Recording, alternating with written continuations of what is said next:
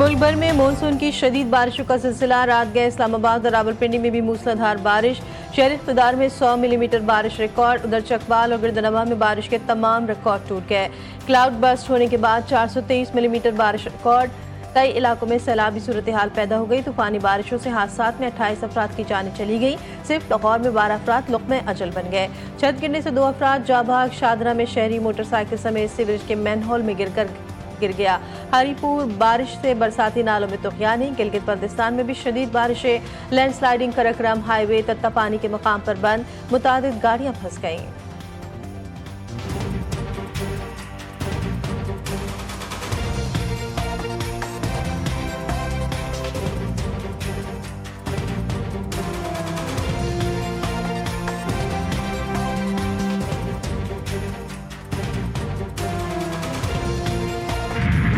बलूचिस्तान में फिर दहशतगर्दों का बुज़दिलाना वार। खलात में मुसाफिर कोच पर गोलियां बरसा दी गई। तर्जुमान बलूचिस्तान हुकूमत के मुताबिक फायरिंग से 3 मुसाफिर शहीद, 7 जख्मी हो गए। बस में मारूफ कमाल नदीम साबरी भी मौजूद थे। मुसाफिर कोच कराची से कोयटा जा रही थी।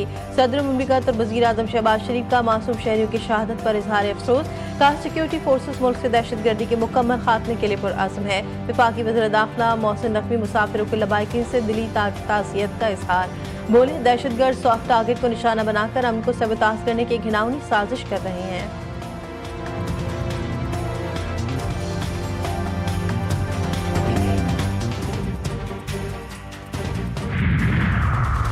कराची में गवर्नर सिंध कलात में शहीद कबालों के घर जा पहुंचे। अहले खाना से मुलाकात करके इजहार ताज़ियत किया। कामरान खान टेसोरी का कहना था कि इस दहशतगर्दी के वाक़े में हिंदुस्तान मुलविस है। ये हिंदुस्तान की बुज़दिलाना कार्रवाइयों का तसलसल है। जो अफराद शहीद हुए हैं उनके छोटे छोटे बच्चे हैं। जख्मियों को कराची मुंतकिल करने का मुतालबा।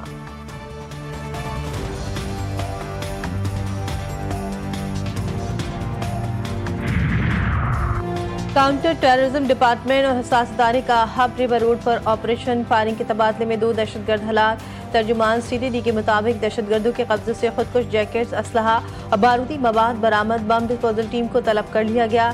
छापा फितना अल खबारिश की मौजूदगी की इत्तला पर मारा गया था। जिला आबरान में फितना अल हिंदुस्तान के दहशतगर्दों के खिलाफ सिक्योरिटी फोर्सेस का ऑपरेशन। 3 दहशतगर्द हलाक। फायरिंग के तबादले में मेजर सैयद रब नवाज तारिक शहीद। ISPR के मुताबिक मेजर सैयद रब नवाज तारिक शहीद का ताल्लुक मुजफ्फराबाद से है।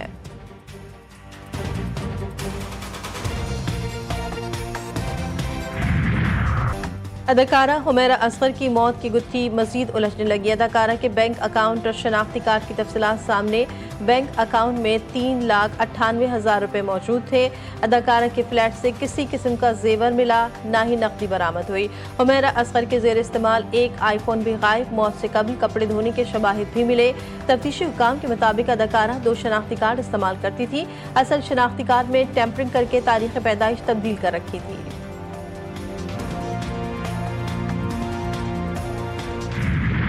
कराची में नई नंबर प्लेट सहूलत या सजा। सिंध की पहचान से मंसूब अजरक वाली नंबर प्लेट बुनियादी मसाइल से ज्यादा जरूरी। शहरियों ने सवालात उठा दिए। शहरी कहते हैं कि जगह जगह रोक कर चालान करने से बेहतर है ऐसे पॉइंट्स कायम कर दिए जाए जहां से नंबर प्लेट्स का हुसूल आसान हो।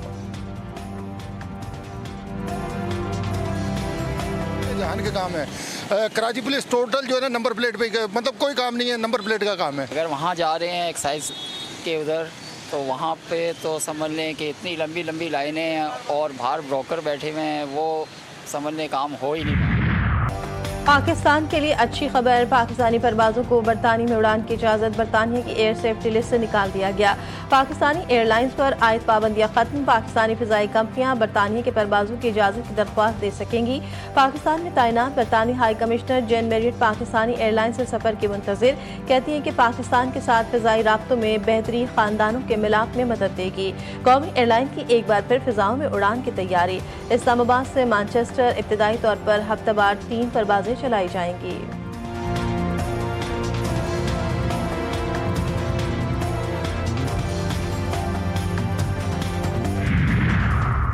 वज़ीर-ए-आज़म से वज़ीर दिफा ख्वाजा आसिफ की मुलाकात। शहबाज शरीफ की बरतानी में पाकिस्तानी परवाज़ों पर आयद पाबंदी के खात्मे पर ख्वाजा आसिफ को मुबारकबाद।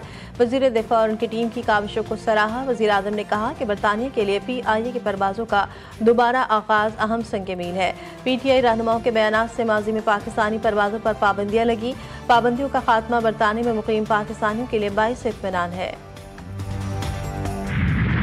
सरवर साहब जो उस वक़्त वज़ीर हवाबाजी थे, उन्होंने अपने ही अदारे पे इल्ज़ाम लगा के एक किस्म की उनको दावत दी कि वो पाकिस्तान की कौमी एयरलाइन को जो है उस पर पाबंदियाँ लगा दें। तो यही हुआ।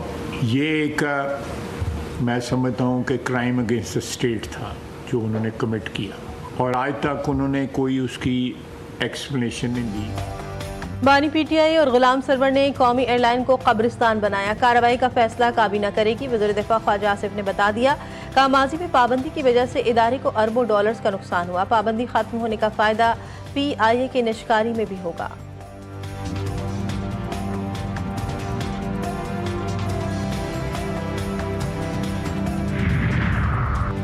रियासत मुखालिफ सोशल मीडिया सरगर्मियों का इल्ज़ाम। अलीमा खान को national cyber crime investigation agency Lahore zone में नोटिस जारी कर दिया गया। बानी PTI की बहन अलीमा खान को आज सुबह 11:30 बजे पेश होने की हिदायत। अदम हाजिरी की सूरत में कानूनी कार्रवाई आगे बढ़ाई जाएगी।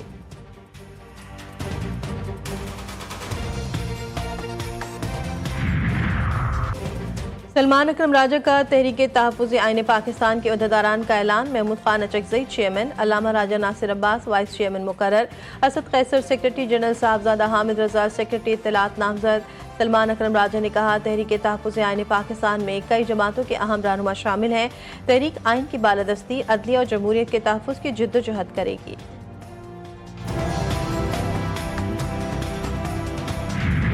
के साथ हमने बड़ी कोशिश की कि वो हमारे साथ अलायंस पे आ जाए और हम उसकी बड़ी इज्जत करते हैं, लेकिन मौलाना साहब की अपनी पार्टी है, वो हमारे साथ अलायंस में नहीं आ सके। उनको अगर कोई स्टेटमेंट आ जाती है और अलामीन उसका एज अ पॉलिटिकल एडवर्सरी उसका रिस्पांस करते हैं, ये उसका राइट है, और पॉलिटिक्स में ये चीज़ें चलती रहती हैं।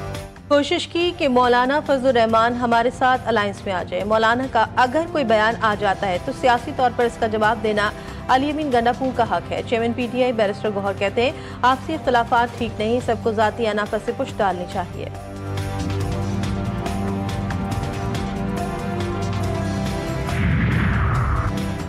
मुल्क में ऐसा पटस्यापा प्रोग्राम भी चल रहा है जिसका कोई इख्तिताम ही नहीं है। मुझे कभी कभार तो लगता है कि सास बहू की लड़ाई है। ये अजीबी खिचड़ी पकी हुई है। अलीमा बाजी रोज आकर एक नई कहानी सुना देती हैं। वज़ीर इत्तलात पंजाब की PTI पर तनकीद का अलीमा बाजी ने कल आकर बताया कि बानी PTI ने कहा कि उनकी ट्वीट को रीट्वीट किया करें। अक़वाम मुत्तहिदा का मशरिक़ वस्ती की सूरत हाल पर मुस्तकिल पाकिस्तानी मंदूब की ज़ेर सदारत इजलास। आसिम इफ्तिखार का अपने खिताब में कहना था कि गज़ा में खुराक, जान बचाने वाली अद्वियात की फराहमी यकीनी बनाई जाए। गज़ा में फौरी और गैर मशरूत जंगबंदी यकीनी बनाई जाए। इसराइल का शाम के दारुल-हुकूमत दमिश्क में फौजी हेडक्वार्टर पर हमला। बमबारी से इमारत तबाह हो गई। सयूनी फौज ने अल सवैदा की तरफ जाने वाली फौजी गाड़ियों और टैंकों को भी निशाना बनाया। 3 अफराद हलाक और 34 जख्मी। अल सवैदा में हुकूमती हामी मिलिशिया और दोरोज कबीले में झड़पें। हजारों दोरोज इसराइली सरहद पर जमा हो गए। सयूनी वज़ीर आज़म नेतन्याहू ने कहा कि हम अपने दोरोज भाइयों के तहफ़्फ़ुज़ और हुकूमती मिलिशिया को ख़त्म करने के लिए काम कर रहे हैं।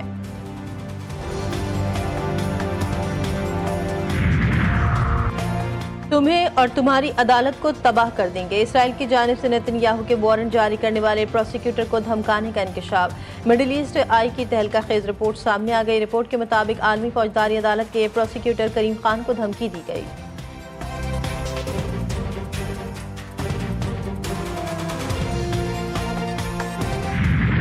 सयूनी फौज की खान यूनिस में इमदादी मरकज पर फायरिंग और जहरीली गैस की शेलिंग। दम घुटने और भगदड़ से 21 फलस्तीनी शहीद, दर्जनों जख्मी। सुबह से जारी फिजाई और ज़मीनी हमलों में 59 फलस्तीनी जान से गए।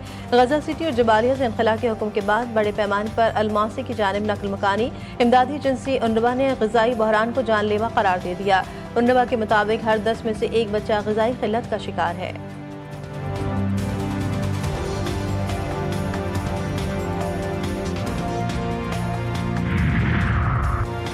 पाकिस्तान क्रिकेट टीम के दौरे बांग्लादेश के लिए ढाका में डेरे। दोनों टीमों में 3 T20 मैचेस की सीरीज 20 जुलाई को शुरू होगी। सीरीज के तीनों मैच शेर बंगला स्टेडियम ढाका में खेले जाएंगे।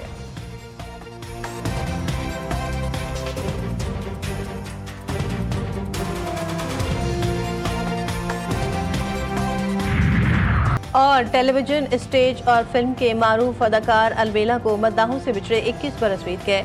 अलवेला ने सैकड़ों स्टेज ड्रामे किए और अपने वक्त के नामवर फनकारों के साथ उनकी परफॉर्मेंस से हाजरीन और नाजरीन को महसूस होने का मौका मिला।